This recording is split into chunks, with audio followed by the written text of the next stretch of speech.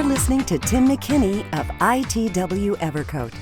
Evercoat, the brand trusted by more shops for automotive, commercial, and marine repairs than any others for almost 70 years. Bringing you continued innovations like Light Speed Repair System to streamline and improve repairs at the speed of light. Optex Filler with color-changing technology and Optex Super Build with a built-in guide coat. And now, here's Tim. Hello everyone, Tim McKinney here with Evercoat.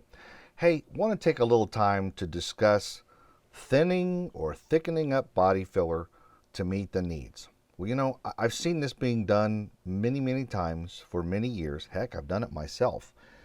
And I want to kind of talk about, well, why is there a need to adjust the viscosity? Why do we do it?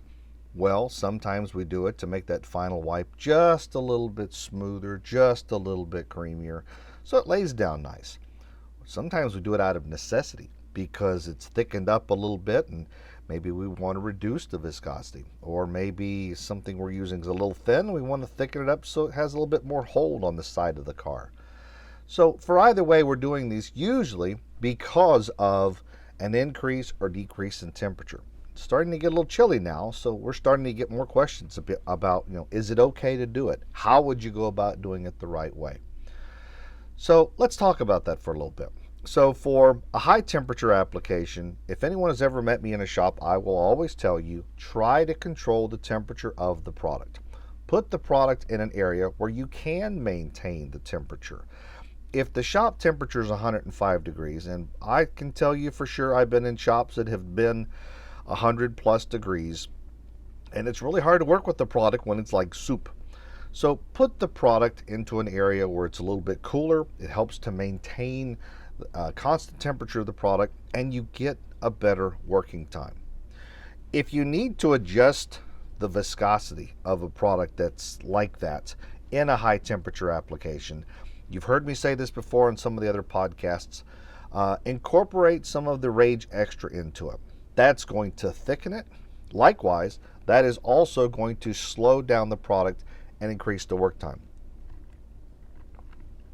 Just add in a small amount for what you need, and it's going to, the more you add in, the more it's going to slow down. So you put in a little, it'll slow it down a little bit, thicken it a little.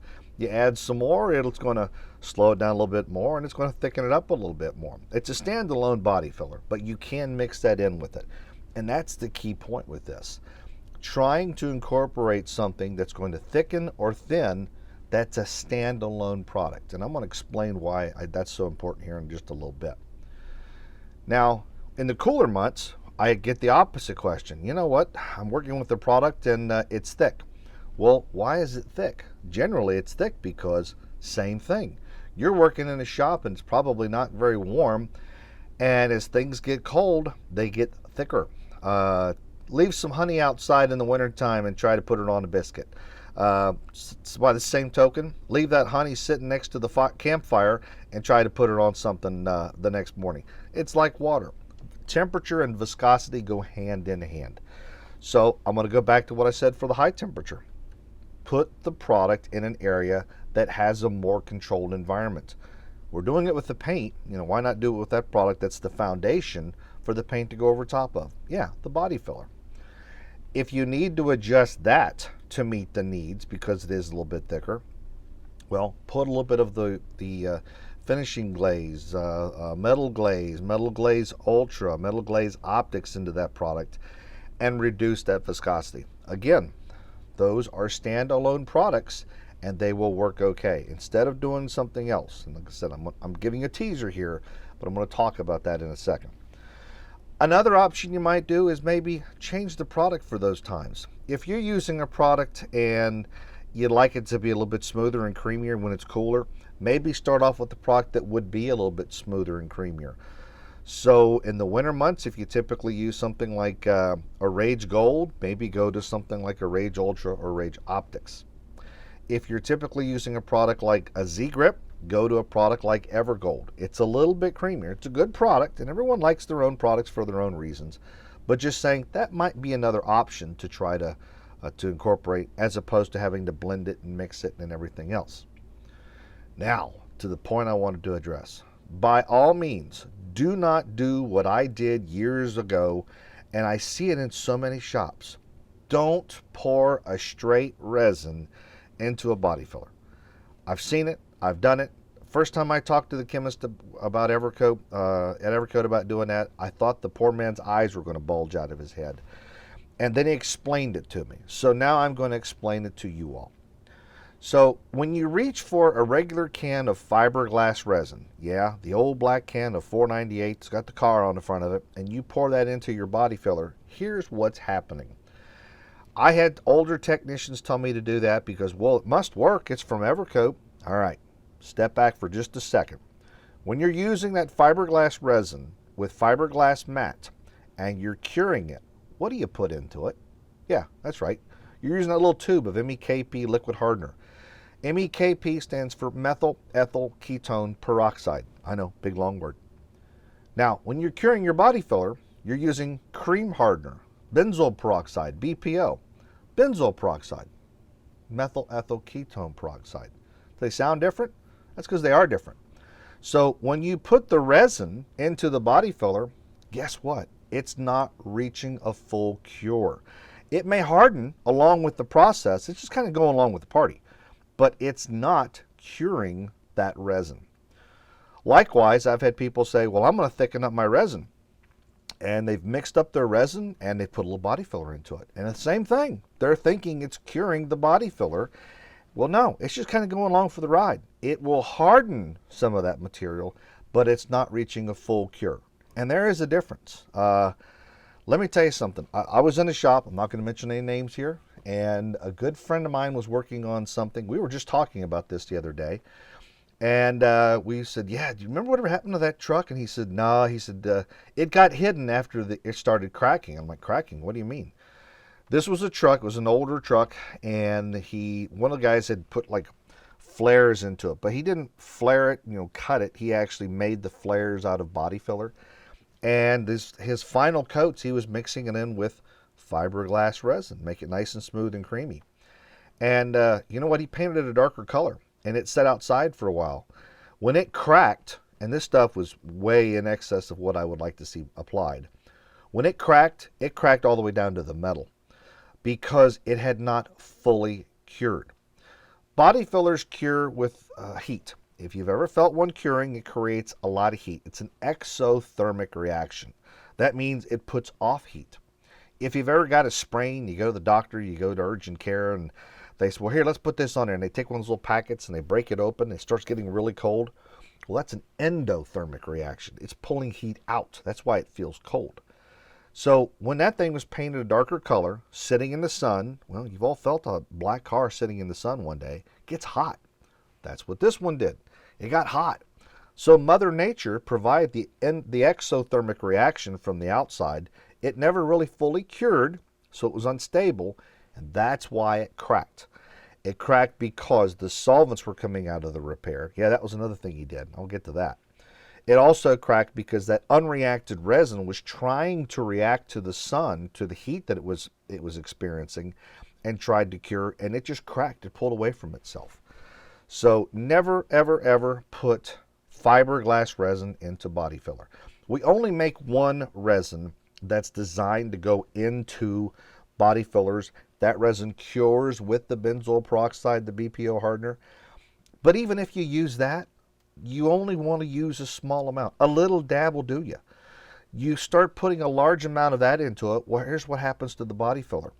The body filler, or the putty, now becomes really hard because you've oversaturated that material with resin. We put in things like talcs and microbubbles to make these products perform and sand well. You start adding in a lot of resin, and now all of a sudden you've oversaturated it with resin and you've made it harder. You've actually made it more brittle, and guess what? You've made it harder to sand. So don't do that to yourself. If you want to reduce the viscosity, use a premium glaze, a premium finishing putty, put that into it, and it will make your lives so much better. So going back to the solvents. So yeah, I've seen that too, where people have put in, you guessed it, things like lacquer thinner or acetone into their body filler to cream it up. Same thing. when you put those materials in, they're not being catalyzed. They're just kind of hanging out. And then whenever they experience any kind of heat, well, now that solvent's trying to work its way back out.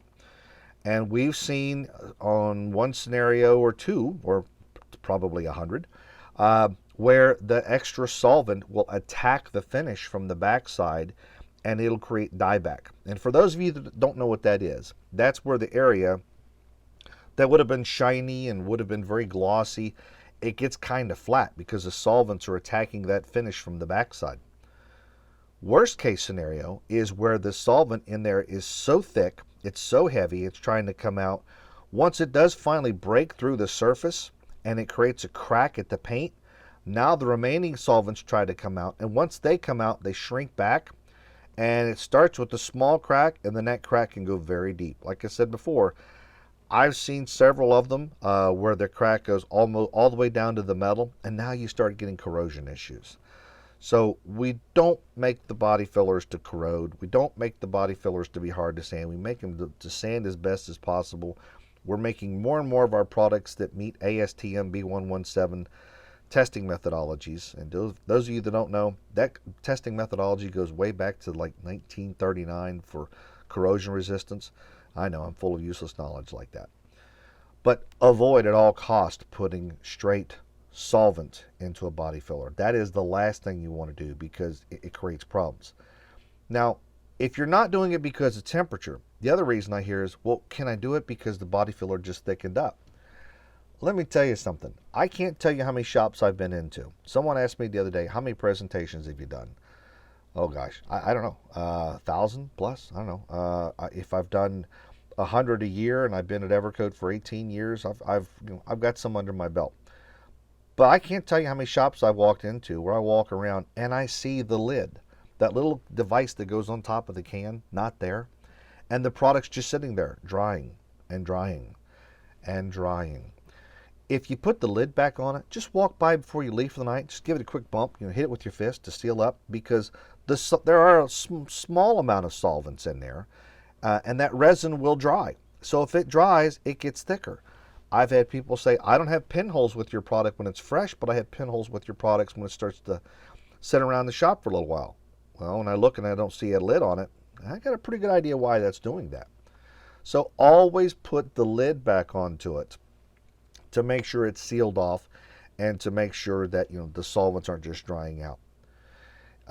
Kind of recap for this, if you do use a resin, only use a resin that is designed to work with a polyester filler or putty, and only use a small amount. Don't go crazy with it.